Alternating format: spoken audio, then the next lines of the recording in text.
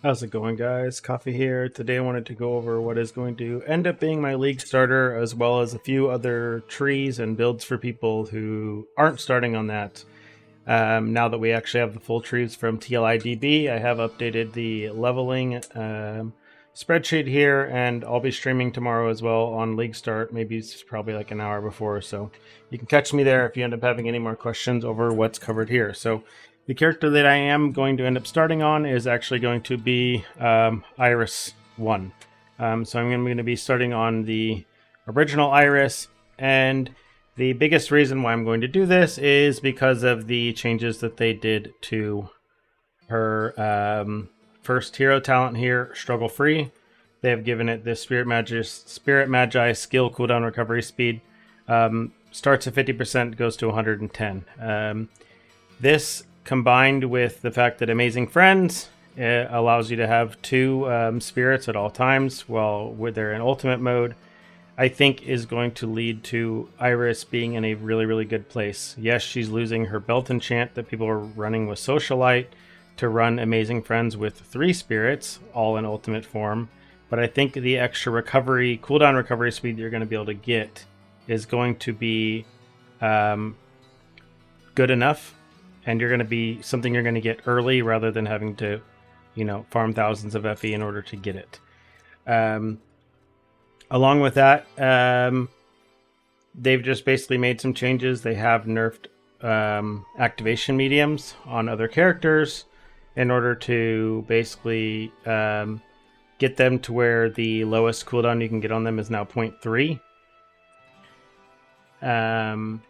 And they have adjusted it to where now it is, they go to 0.3 now instead of 0.2 or 0.1, what they used to go to for a lot of the activation mediums. So it means the damage that you are able to get a lot of these 0 button builds for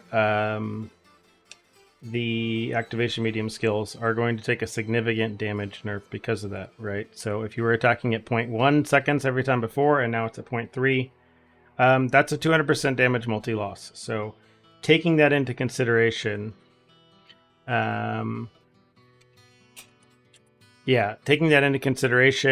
are going to have a significant kind of impact with that you may potentially see, to where you will have some issues potentially with that. So by going Iris, we are avoiding these issues because she doesn't use those same activation mediums. She's using the stuff built into her kit, and she has always had a very smooth leveling experience, and it's just getting even more smooth with these adjustments because 50% cooldown recovery speed on the minions for all their attacks is really big and really nice. So starting off, you do start with Thunder Spirit here. That is what they have you start off with now. For the tree here, we had to do it kind of ghetto because we don't have any builder. But if you see here, I have the numbers 1 through 9 or 1 through 10 on everything to kind of keep it going on early. So you're basically just taking the damage, the attack speed, the minion enhanced skill chance early on, and then, or the minion damage rather, and then you are ending up taking these points here for minion skill level, and then just movement speed here to help you speed along. You take Mighty Guard at the beginning, and Orders. There's nothing better than Orders, so pretty much. Then for your second tree, you go Alchemist, which is the Spirit Magi tree. And for this, again, you take the damage straight into the attack and cast speed. And then you are taking these points here, which I believe are the enhanced skill chance for the Spirit Magi. And then you end up taking the last point up here, which is +1 Spirit Magi available to you, or +1 that you can summon, rather. And then this one here, which is the, or +1 level, rather, I'm sorry. And then this one down here, which transfers some damage to your minions and increases their damage for you as well. For this, early on, you do end up taking Battle Trumpet. As you get further along and start crafting gear and get more... later on, you will end up swapping this over to Talons of Abyss. But early on, when you are spamming enhanced skills, this is really good.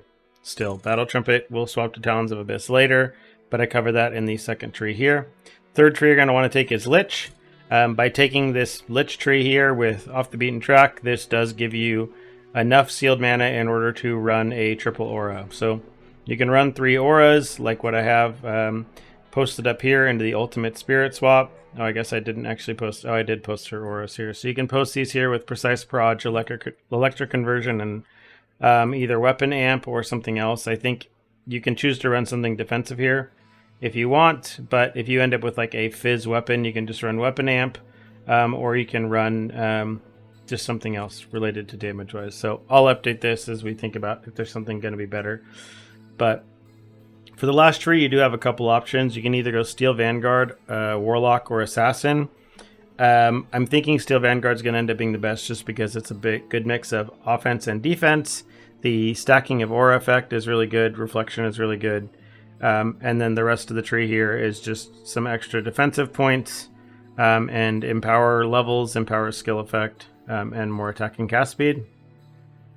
For your leveling here again, you take Struggle Free. You'll start with that. You will take Socialite in order to get up to 3 spirits, starting at level 60. And then at level 75, you will just take Grow with it for now. Later on, when you make the swap to the ultimate form, which to be honest will end up being around 75 or 80, you will end up swapping to Run with the Wind. The big treasure trove items you really want to make sure you're looking out for is getting a couple of Interlocking Souls early on, and then a Call of Souls as well for the belt when you get that. The ultimate swap, when you make this, you are swapping to doing ultimate spirits, so your spirits will basically sit in ultimate form permanently, and they will be spamming their ultimate skill permanently. This is when the build really starts to get kind of crazy and really pops off.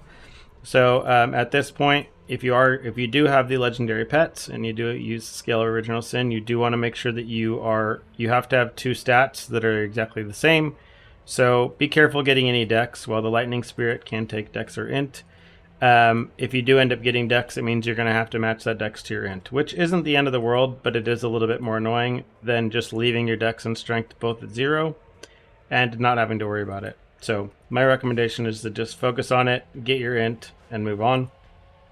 If you have the pet, at least. If you don't, then just craft whatever, right? You are going to end up needing to swap the enhanced skill points, chance points with ultimate cooldown recovery speed in the God of Machines tree, and then you're going to want to swap Mighty Guard to Isomorphic Arms once you actually have a decent attack-based weapon for your spirit to use, or to take the stats from, rather. So make sure you do that when you go to craft an actual weapon here. So say once you get to like tier 2 mods or tier 3 mods, whatever, the stats you end up wanting here are just going to end up being int, gear fizz, gear lightning, minion attack speed, and then elemental damage and fizz damage. And then kind of a good rule of thumb, the things you're looking for on all of your gear and slates and everything else is pretty much going to be spirit ult damage, spirit cooldown, minion attack speed, I guess minion damage as well. So minion damage, and then Spirit Magus cooldown recovery, and then levels to so we have +1 passive lightning or minion skill levels, and then just CDR for yourself as well. The legendary items that you are looking out for, again, Fiend Crown into Troublemaker later on, and then you have Friend Nemesis Chest, and then there are some gloves as well. There's a couple different ones you want to choose between now, so just try them out basically as they come out. They're really, really expensive anyways. They're like one of the last things that you end up getting if you do end up getting miniature Void Seas. But we'll go that route if we need to. And then again, for the rest of your skills, it's going to be Blink, Nourish, Dazzling Bloom, and then Elemental Shock and Electrocute. And then for your auras, again, you have your Thunder Spirit on your auras. And then you are going to be running Precise Projectiles, Electro Conversion, and then you have a last flex, any whatever 50% aura you want. You can choose if you want it to be defensive or offensive. That's going to be up to you. But if you run them all like this with these 3 supports on them, you will be able to run everything with the Lich tree, and you'll be good to go. And then when you start looking at pedigrees and slates, the good important thing you do need to do is you need to get a single slate that has this mod on it, right? You need to make sure you're getting this this conversion mod here on something, on at least a single slate. And then other than that, you're kind of looking for, these are some of the good mods you can get as either belt mods or as slates. So pedigrees, you want Dirty Tricks, Queer Angle, Mighty Guard, +1 to any skill levels, Isomorphic Arms, or Source. Any of those will all be really good. Source is probably the worst out of all of these, but the rest of these are all going to be really, really strong. When you're crafting your weapon, this sequence will most likely end up being the best for what we're trying to do. The 50% numbed effect will be a 25% damage multiplier. And then the 1 to 500 lightning damage to gear is obviously going to be really big. Yeah, other than that, if you end up wanting to do Rosa 2 leveling or Erica 2 leveling, I've included the trees for these, as well as some kind of directions to take things. Mia Kitten has a really good path for Erica 2 to take it basically to the stratosphere. I ended up building my tree independently of hers, and they're pretty much exactly the same. So they're going to vary on very minimal things or very tiny things, but yeah, they're pretty much the same thing. So it shows, I think, we're going in the right direction with kind of how we're recommending to build stuff. So once you finish this tree and you want to take it even further, Mia Kitten covered 5 or 6 different examples of where to take Erica 2 all the way through the end game. And then for Rosa 2, I have a full leveling tree here. And I believe Dawn the Crown is going to be starting on Rosa 2. So if you end up wanting to take things any further, you can always go check them out. If you have any questions, leave them in the comments down below. And other than that, catch me on stream tomorrow. It'll be live about an hour and a half before League launches. And then we'll be streaming all throughout the weekend, basically as much as possible. So yeah, see you in the next one.